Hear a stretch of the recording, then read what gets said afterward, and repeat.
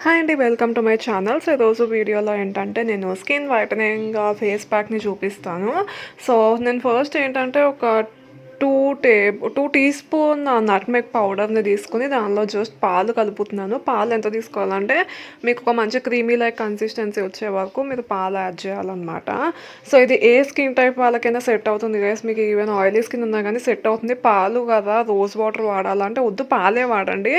ఎందుకంటే మనకు nutmeg powder వల్ల స్కిన్ మీద ఉండే ఆయిల్స్ని అది కంట్రోల్ చేస్తుంది అనమాట, తీసేసి. సో యా, మీరేం డిఫరెంట్ స్కిన్ టైప్ ఉంది అని చెప్పి ఏం చేంజ్ చేయాల్సిన అవసరం లేదు, జస్ట్ ఇలాగే వాడండి.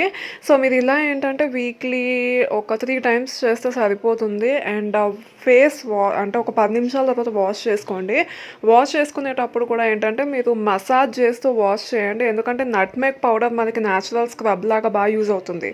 సో మీరు అలా చేసినప్పుడు ఏంటంటే మన స్కిన్ మీద డెడ్ స్కిన్ సెల్స్ అవి పోతాయి, అండ్ మచ్చలు అవి ఉంటాయి కూడా గ్రాడ్యువల్గా ఫేడ్ అవ్వకుంటూ వెళ్తాయి. మీకు ఇన్స్టాంట్ రిజల్ట్స్ వస్తాయి గైస్. మీరు ఫేస్ వాష్ చేసిన వెంటనే మీ ఫేస్లో డిఫరెన్స్ అనేది బాగా చూస్తారు. స్కిన్ని చాలా బాగా క్లీన్ చేస్తుంది అండ్ ఆయిల్స్ని వాటిని తీసేస్తుంది.